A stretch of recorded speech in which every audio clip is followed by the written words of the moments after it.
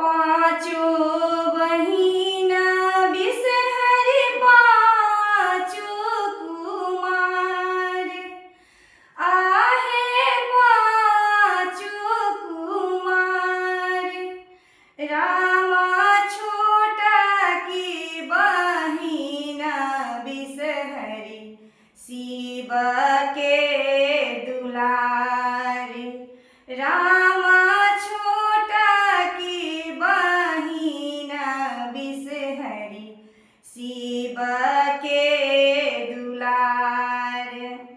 कहवा के आसन बासन कहानी जधाम। आहे कहानी जधाम।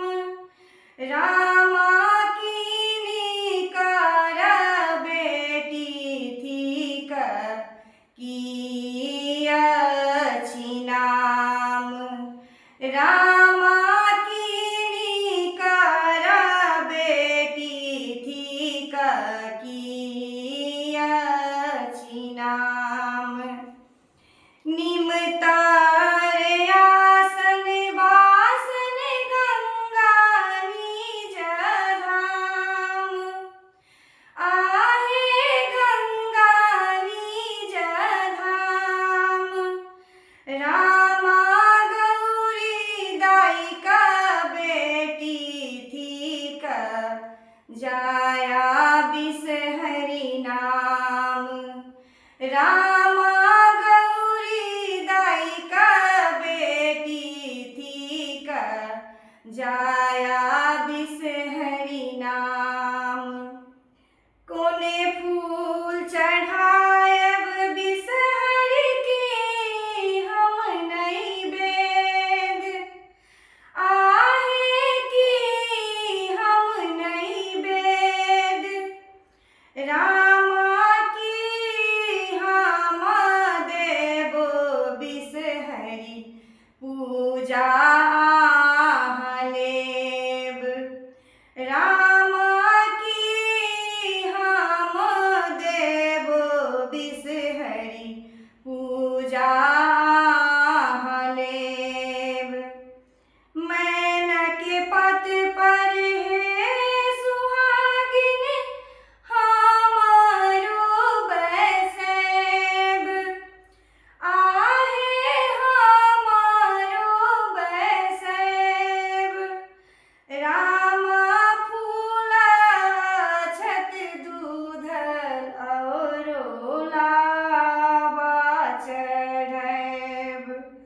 रामा फूल अक्षत दूध औरो लावा चढ़ैब।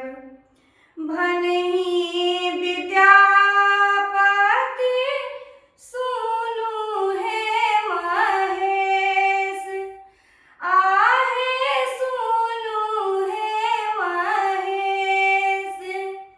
रामा आवत हेथिन पाँचों बहिनी हरथी कलेश।